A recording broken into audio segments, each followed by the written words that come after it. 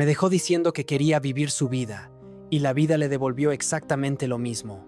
Todo empezó después de la pandemia, cuando el mundo apenas estaba intentando volver a la normalidad.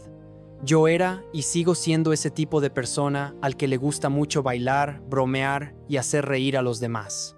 Siempre fui así, medio payaso tal vez, medio optimista, de los que se ríen incluso cuando no hay un motivo claro.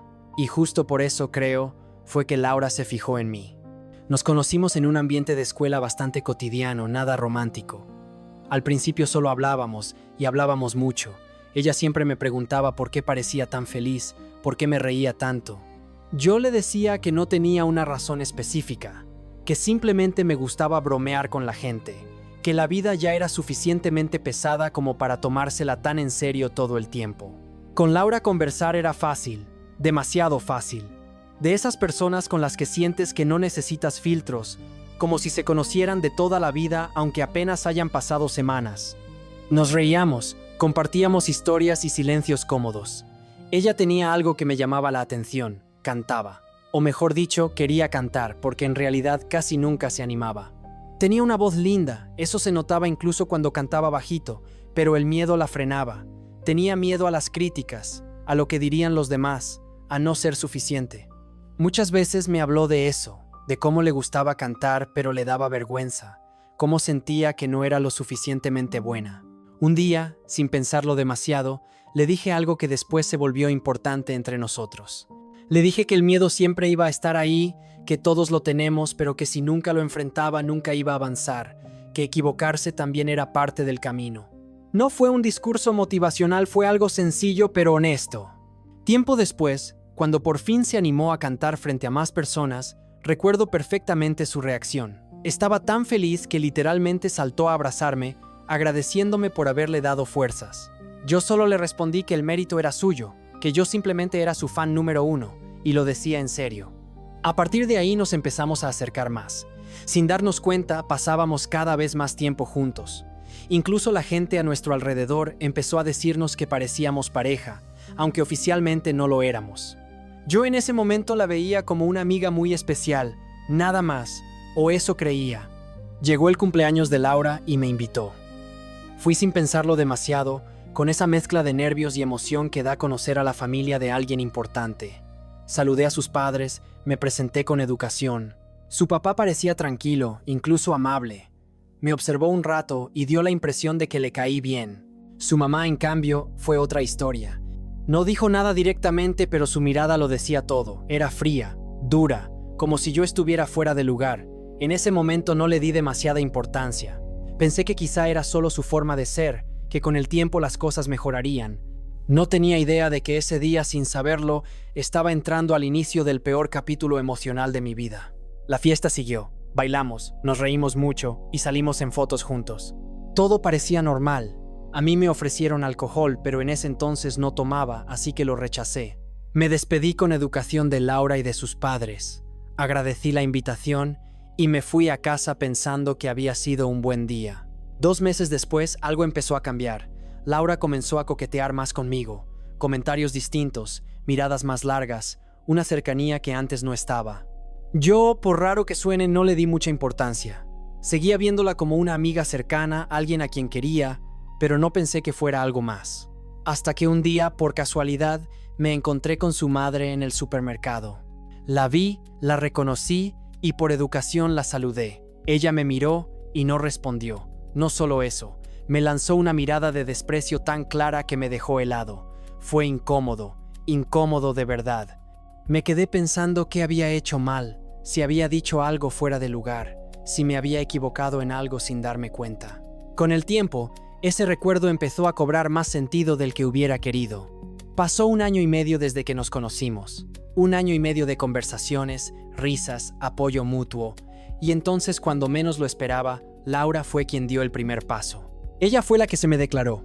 Para ese momento, yo ya estaba completamente enamorado de ella. Cuando Laura se me declaró, no hubo fuegos artificiales ni escenas exageradas. Fue algo sencillo, casi tímido, muy ella. Me dijo que llevaba tiempo sintiendo algo más que amistad por mí, que no sabía cómo decirlo, realmente le daba miedo arruinar lo que ya teníamos. Y yo, que ya estaba enamorado hasta los huesos, No dudé ni un segundo. Ahí empezó oficialmente nuestra relación, y sinceramente al inicio fue hermosa. De esas historias que uno cuenta con una sonrisa tonta. Cuando nos veían juntos, la gente nos molestaba, nos hacía bromas, y lejos de incomodarme, a mí me hacía feliz. Yo la veía como un ángel, así, sin exagerar. Tenía esa mezcla de fragilidad y dulzura que te dan ganas de proteger, de cuidar. Me encantaba abrazarla, caminar a su lado, simplemente verla. No tenía ojos para nadie más. Laura estudiaba medicina, y yo sabía que su carrera era exigente, pesada, llena de estrés. Así que sin que ella me lo pidiera, empecé a estar ahí de todas las formas posibles. Siempre que salía de la universidad, yo estaba afuera esperándola, a veces con flores, otras con algún detalle pequeño, otras simplemente con una sonrisa y ganas de escucharla. Si no tenía tiempo para una gran cita, igual buscábamos la forma de cenar algo rápido, aunque fuera sentados en una banca, hablando de su día, de sus miedos, de sus sueños.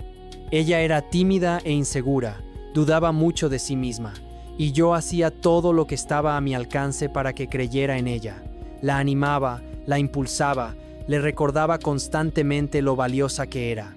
Me encantaba verla progresar, ver cómo poco a poco se soltaba, cómo empezaba a confiar más en su talento, en su voz y en su capacidad. Incluso hablábamos del futuro, de una vida juntos e hijos. Yo siempre le decía que quería que nuestros hijos heredaran su belleza.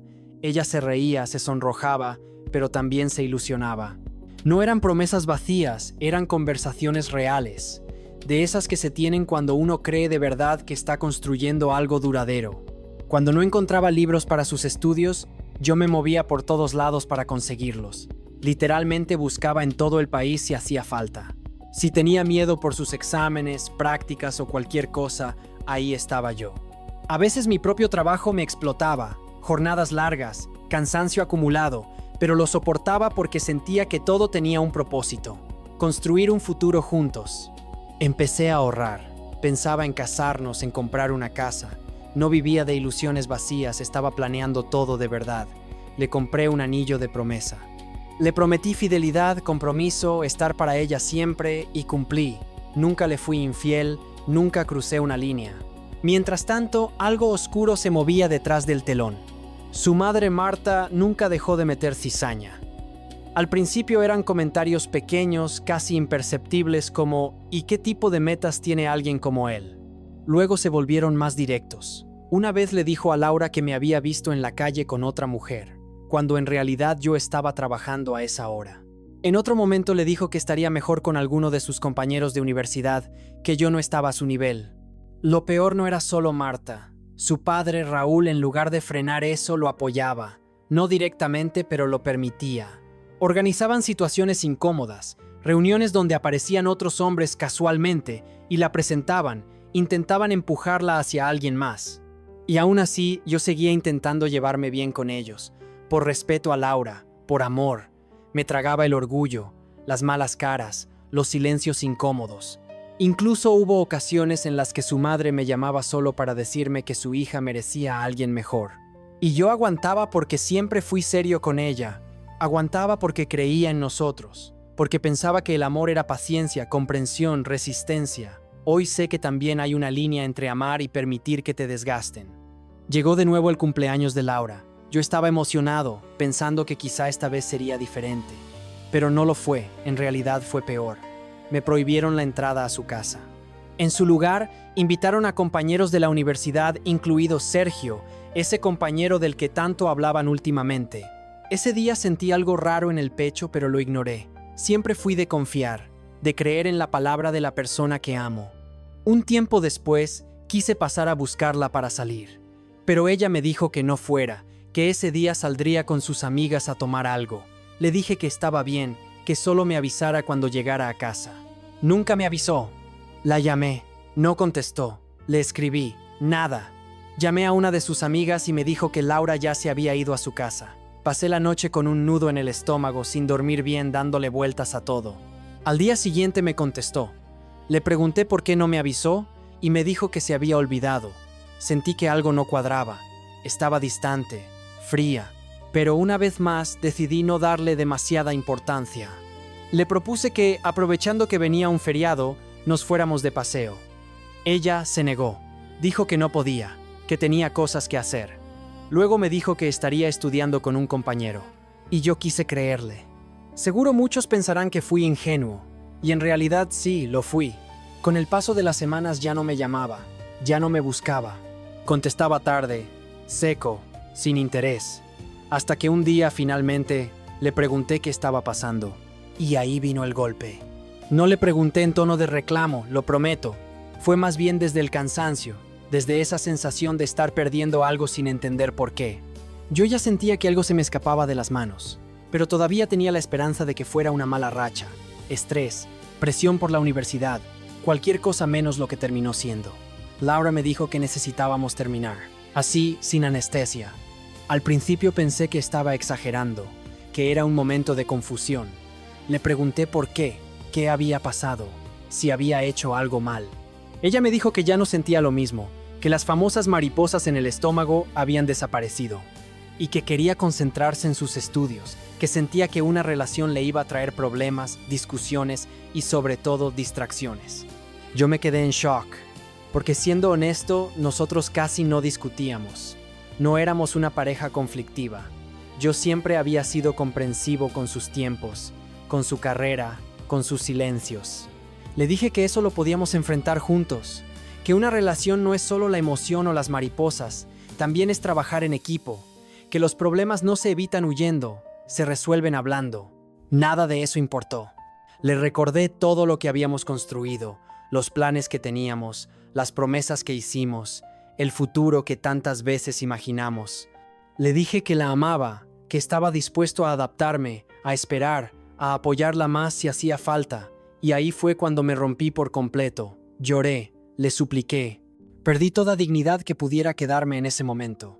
Ella soltó lo pero que pudo decir en ese momento, que era mejor terminar antes de ser infiel. Esa frase se me quedó clavada como una espina, porque yo jamás había dudado de mi fidelidad, se lo dije. Le aseguré que nunca le sería infiel, que mi compromiso era real.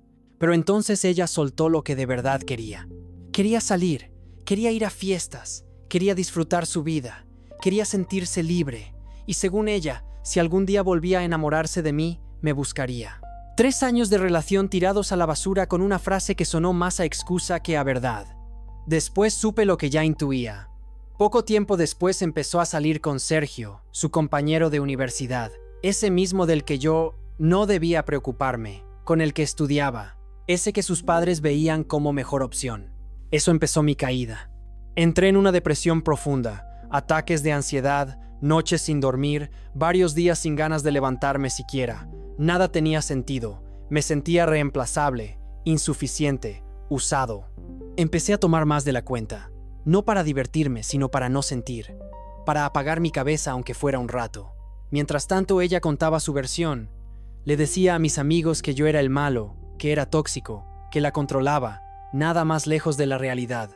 Yo nunca fui violento, nunca la agredí, nunca le prohibí nada. Mi único error fue amar demasiado y aguantar cosas que no debía. Mis amigos veían cómo me consumía. Yo no quería escuchar consejos, solo bebía, lloraba y me aislaba. No quería conocer a nadie, no quería salir, no quería nada. Sentía que había perdido no solo a Laura, sino también la versión de mí que creía en el amor. Un amigo, cansado de verme así, me recomendó terapia.